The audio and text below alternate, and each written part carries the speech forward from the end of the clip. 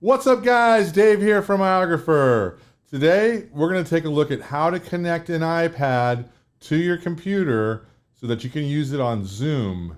And we're going to use it as the most efficient way, the way that you're going to see the best resolution as well. So let's check it out today on iOgrapher TV.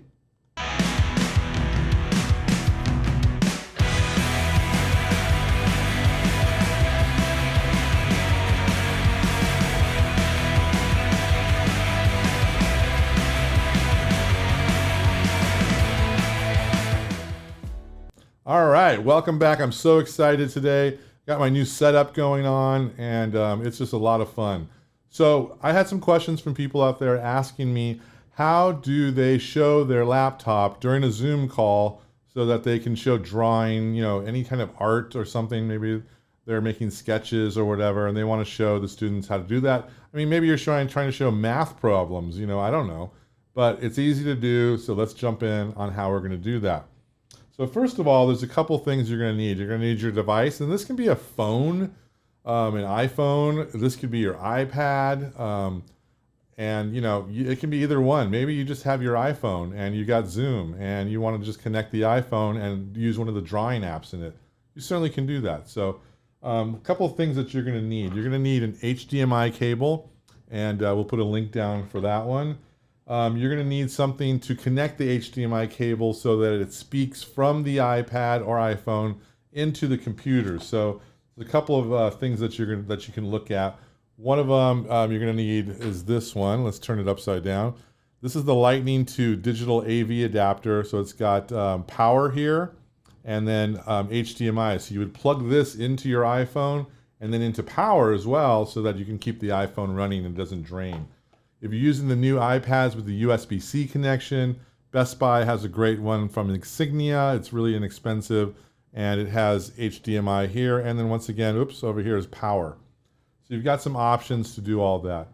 Next, we're going to want to, how do we connect it to the computer itself? There's lots of ways. The least expensive way is to check out on our website. We have this HDMI capture, video capture device that allows you to bring in an HDMI connection into the computer. It's really simple to use. Alternatively, and I'll show you an overhead shot for a second. This is how I bring mine in. This is the ATEM Mini. Here's an iPhone connected to it. I can bring in 4 different devices, and it's actually a little bit, it might scare some of the teachers out there that don't want to do all this stuff. They just want a simple connection, and this is going to work really well. Once again, this is little HDMI capture device on our website. I think it's like $39 or something like that. But if you're a teacher, reach out because I'm going to give you an educational discount. Okay, so we're going to put this in here. I'm going to grab, let me just go to an overhead shot here. So this is my little switcher here that's switching through all the camera angles. It's fantastic. It's called Blackmagic ATEM Mini. So if you're interested in learning more about that, please let me know, and I will definitely do some more video tutorials. So here's all my cables. This part is going to plug into one of the HDMI sides like that. And then this is going to go into my iMac Pro. So in order to get it in there, I need to get a USB-C adapter like this. That's USB to USB-C. This is the little adapter. You plug it in. Okay, now we are good to go. It's a brand new cable, so let me stretch it out for a second. I'm going to plug this into my my iMac here. So bear with me as I plug it in.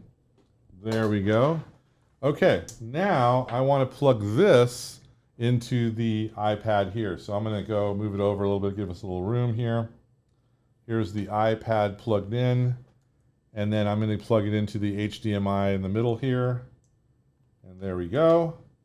And now we are, and you'll see that it goes into mirror mode and stuff like that. Switch to second screen mode, whatever. I'm going to leave that alone for now. I don't want to do any of that because different apps do different things. So we're good here. We're good to go. So now let's jump back into an overhead shot. There we go. So now I've got this all set up. I'm going to kind of zoom in a little bit so you can see it. This is an app called, let me just remind myself, what is this app called?